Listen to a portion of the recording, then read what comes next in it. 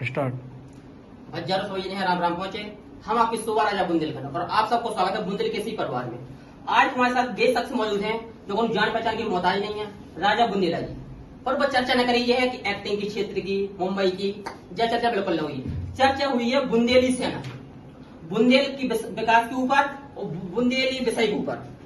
तो राजा जी से पूछते हैं क्या विषय लेकर आए हैं, क्या चर्चा है। पहले तो हमें बड़ी खुशी भाई, तुम जा ऐसी नौनी बुंदेलखंडी बोल रहे हो।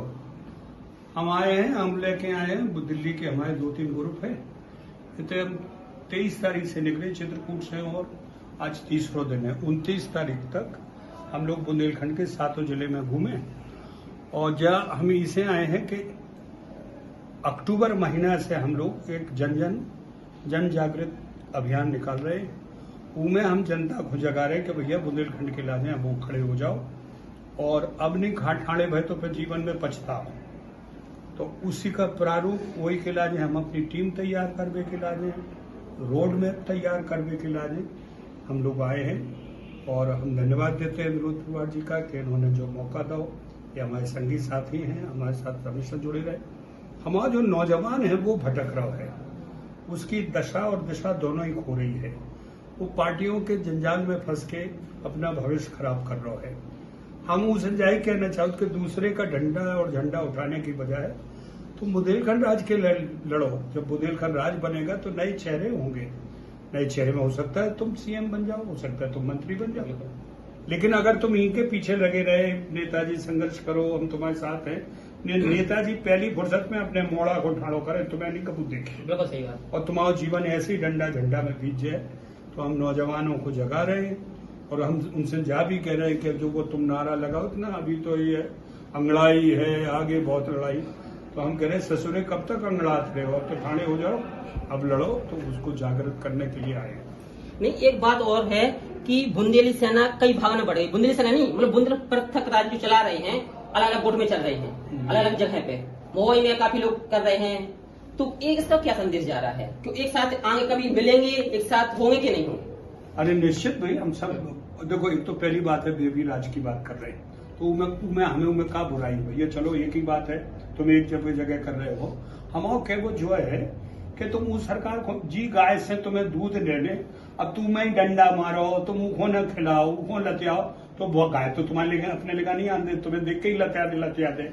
हम क्या वो जो है कि सरकार को घरे आओ मत, उनके कामों को बताओ, उनकी कमियों को बताओ और फिर उनसे चर्चा करने की कोशिश करो। तो सब बात कर रहे हैं, बहुत अच्छी बात है। हमारे पास कौन संगठन नहीं है, हमारे संगठन को नाम है अपना बुंदेलखंड। जो ही में आना चाहे वही को बुंदेलखंड हो जाए। और हम ये यात्रा भी 15 अलग अलग दल हैं जिनके साथ हम मिलकर कर रहे हैं। हमने सब यही विनती करी तो आइयो बुंदेलखंड में का कमी है, का हो और नहीं हो, कब बुंदेलखंड बनने है या नहीं बनने, अपनी बात कहियो। ना तुम को गाली दियो, ना हम किनो को लाव करेंगे तुम्हें कोई गाली दे। तो जो हमारा मकसद नहीं, पर जो भी कहा जाता है कि राजा बुंदेला जी है भाजपा के सपोर्टर हैं। कब बुराई है? भाजपा के सपोर्टर यही से हैं कि भाजपा ने 3 राज बनाए, कांग्रेस ने तो आज तक नहीं कौन राज बनाए। 70 साल में कांग्रेस कहते कि हमने एक राज बनाओ, भाजपा ने 3 राज बनाए और सुई तक नहीं गिरी। इनने तेलंगाना बनाया था, तेलंगाना में 1000 से ज्यादा आदमी मरे, विद्यार्थी मरे, और वो भी इतना जूतम पैजार भाई के अब से पूरा इतिहास गवाया। और हम इसे हैं उनके संगे कि उनके मैनिफेस्टो में है। हम कांग्रेस में थे, कांग्रेस में हमने राहुल ने जब कही कि बुंदेलखंड राज नहीं बनने, तो हमने कहा मैं फिर तुम्हारे संगे नहीं रहने, हम फिर हटे हैं। हमें राजनाथ सिंह से जब हमारी भेंट हुई तो उन्होंने कही ठीक है आप बुंदेलखंड की बात करिए, लेकिन फोरम में पार्टी के उसमें करिए। और वो आज भी हमें कभी रोकते नहीं बुंदेलखंड राज न बने और नहीं की बात नहीं करो, कभू नहीं। हम खूब बात करत, मंच से करत, बुंदेलखंड विकास बोर्ड में करत, दिल्ली करत, लखनऊ करत, खूब कर रहे। तो आपने कहा ऐसा अनुभव हो रहा हो कि ऐसा आशा है कि कब तक बन जाए जो अनुमानित? अब तो देखो जो हमारे ऊपर लड़ाई के ऊपर है। अब तो जब तक हम इस सुधार को और तेज नहीं करेंगे तब तक ऐसी ढुलक मुलक स्थिति में है। अब तो बिल्कुल आर पार की सोचना चाहिए, जनता को सड़क पे आना चाहिए। 20,000 लोग दिल्ली पहुंचे और एक शांति से प्रदर्शन करें और सब अपना अपना ज्ञापन दें प्रधानमंत्री को, गृह मंत्री को, राष्ट्रपति को।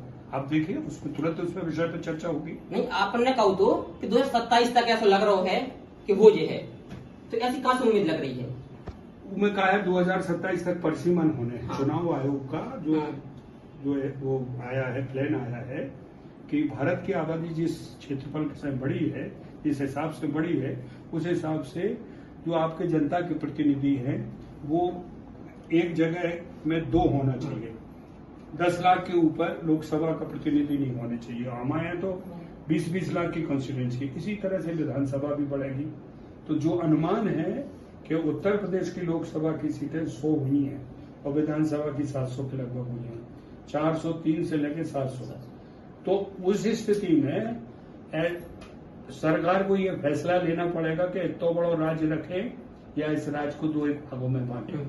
तो वो एक स्थिति बन रही। दूसरी, विदर्भ को एक अलग राज्य की मांग चल रही, दूसरी तरफ पूर्वांचल की चल रही, और फिर एक और चली है तेलंगाना, उसमें आपके बंगाल में एक नया बंगाल,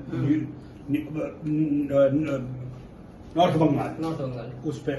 तो इन तीनों राज्यों के संगे संगे हम अपनी मांग भी रख रहे हैं और ये आशा है कि सरकार इन पर फैसला लेगी और जल्दी लेगी।